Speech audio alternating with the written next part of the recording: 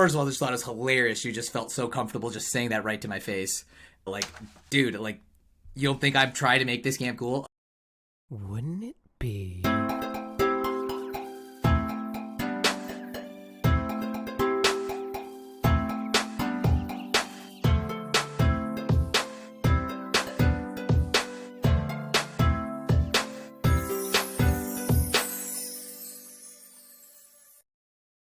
All right, welcome to Diaries of a Mortal Entrepreneur, week 2. Thanks for being patient, and let's get right into it. You're going to do a recap of the whole last week of camp, the couple highlights from the week, the lesson, and then I'll talk a little bit about the next steps. So first of all, recap. Overall, 4 good days, 1 not so good day. Objectively speaking, did have a major problem with absences. So let me just throw up some data here. So here's some data on what my subjective experience of the camper's experience was. So you can see that both in aggregate and in individual. So then attendance. So attendance is an issue here because you had 2 people essentially drop out of the camp. Stung a little bit, but one I already knew was checked out, just wasn't the right fit. His brother was in it. You know, this is not childcare. So they're not putting their kids in this camp as a replacement for childcare. At this age, this is enrichment. And so that means the kids are going to default to wanting to do nothing. There is something where you're having to learn, having to put in work. So while having 2 drop out, the one did not surprise me. 1 slightly did, but, you know, it is what it is. But then in terms of the actual, their subjective experience, response rate had 3 people who didn't respond to the survey. But here's some basic output from that survey, which, again, nothing earth-shattering. This is not revolutionizing the world. There's nothing stunningly impressive about the feedback. So I guess that's kind of the recap. So lesson of the day. The lesson I take away from week 2 is that a more nuanced perspective doesn't necessarily have to be the enemy of idealism. As any of you who know me know, I have a flair for idealistic thinking. So the purpose of this camp was to remove the rose-colored glasses, at least for some dose of reality. And this very much did that. When I was talking to one of my advisors and close friends, Caitlin Donnelly, she was asking me what I was hoping to get out of the camp, how it would change what I choose to do after and the journey that I'm on. And, you know, saying like, look, I feel like this is like the final gut check to see if I'm committed to the work of this entrepreneurial path, or if when I look at this, I think, yeah, you know, this was what I'm hoping to do is idealistic and really not going to work. The current options are good enough. There's no reason to try to build something new. And her response was, yeah, it's unlikely to be either of those polar opposites. It's more likely to be a nuanced perspective, and you got to figure out what you're going to do with that. And it's funny because objectively speaking, she's right. Like, look at the feedback, look at the attendance rates. It's clear to me that if I'm building this because storytelling or any of these other curricular shifts is a silver bullet, then yeah, that's pretty clearly been crushed. I do see some potential here, which is you can see from my viewing of the days, of their lived experience, having seen them for those 3 hours, how they're interacting, how they're engaging. It requires some nuance in interpretation. But that does not necessarily crush any idealism as well, because how do I put this? It's added nuance to my perspective, which is I think there's so much more than just the curricular shifts. You have to get the execution right. You have to get the little details there. You have to think what teacher is in the classroom, how they're interacting with the students is going to matter. Yeah, there's a lot of details that you have to get right. And even in that case, you're still fighting the natural inclination of adolescents to reject systems of authority and go through their own ideas where they're going to have to rebel against what's being forced onto them. And then I guess, I don't know how best to describe this, but there's going to be a part of that natural adolescence, and that's okay. And I still think it's possible to deliver something exceptional that kids will have a good experience in the moment and look back on with gratitude and appreciation as they approach different obstacles in life. Yeah, that's the lesson, which is more nuance does not have to be the enemy of idealism. And so I've come out of this camp with a more nuanced perspective on how I want to take things forward and what is important in how I deliver. And I still feel idealistic, where I think there's something great to be built here.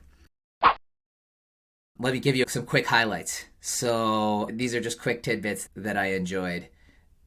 So there were 2 kids that never really engaged much with the material. One dropped out. The other stuck with it, probably was forced to, but really had some battles with her over the days.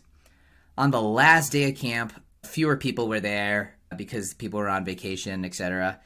And she was actually had her best day of camp on the last day, and it kind of opened up a little more. And she said something. She goes, this camp would have actually been cool if I had been able to come with my best friend.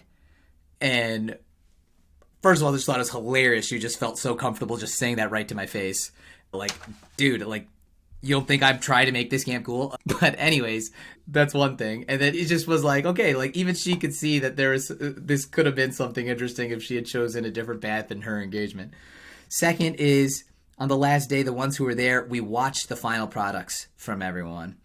And what was awesome was how interested everyone was in seeing their fellow peers' work. And they had the appetite for it. It wasn't boring to them. It was just like film study, essentially, where we watch YouTube videos. They actively chose it. They wanted to watch the others, even the ones who weren't present. It was just fun. And for me, I enjoyed seeing the final product of their work. They showed a seriousness with what they delivered, and it was interesting. So that part was really good. Another one was the final project was the only one that added music.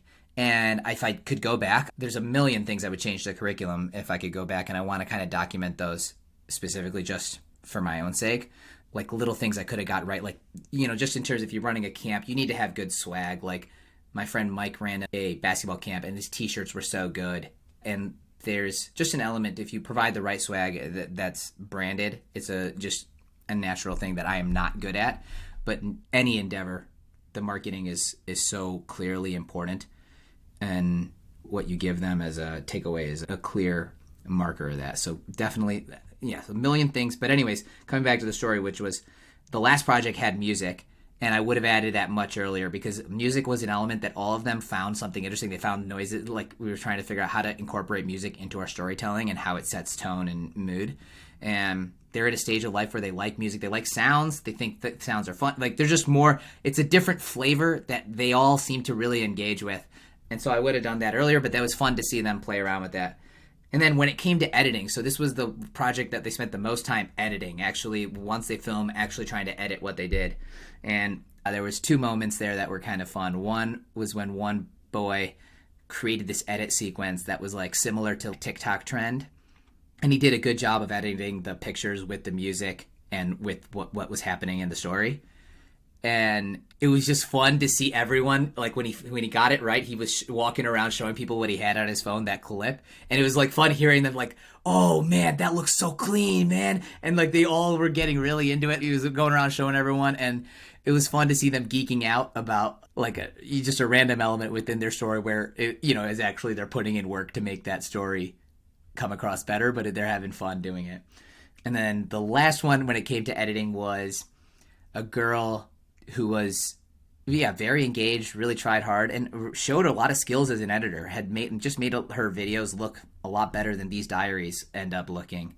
And I was like, your editing was great. And when I told her in private, I gave them all kind of film awards at the end, and hers was Epic Editor, and she really thrived in that limelight for a second. But even when I told her in private, she goes, yeah, I really like editing. I had no idea I was good at this. And that was just hearing that was it put a smile on my face. I was like, yeah, you are good, and you should do more of it. So that was fun to see a little spark lit. So those are the highlights from week 2. that's the recap of the camp. So as people have been asking, what's next? Where does this go?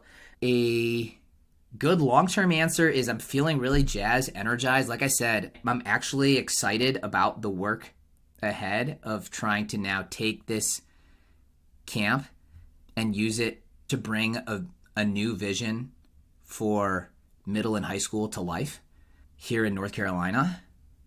But at the same time, it's going to require patience because in the short term and the long term, because on one hand, people naturally who've been engaging with this video, I've loved the feedback that people have been providing. And obviously, like, this is late because it was my daughter's birthday this weekend and just a lot going on right after the camp.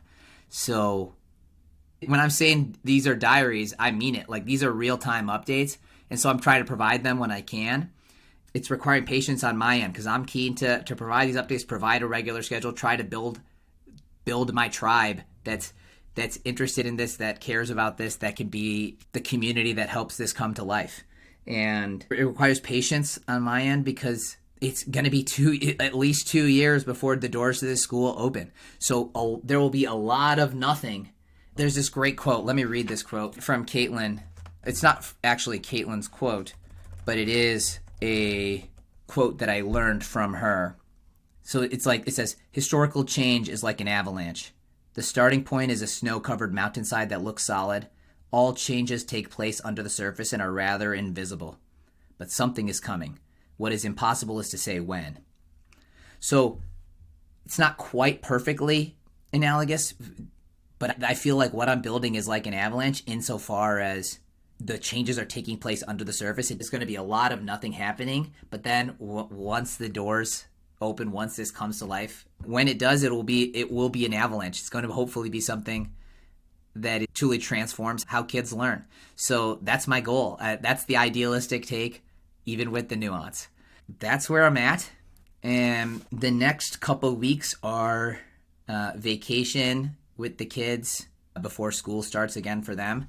So there's not going to be as much happening. I'm still going to try to provide a weekly update just to keep the cadence going, share whatever thoughts I have. But I am going to try and check out, say, look, I have the excitement. I actually am excited. It's like weird that normally I would be looking at vacation and extra kid time as like a wonderful time. But right now I'm a little bit like, I wish school would start. So I have my own space to pursue what I'm going after.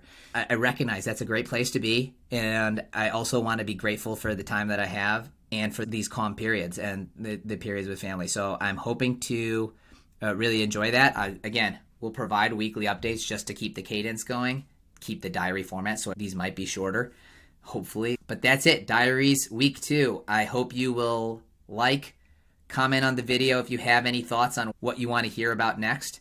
And thanks for being a part of this journey.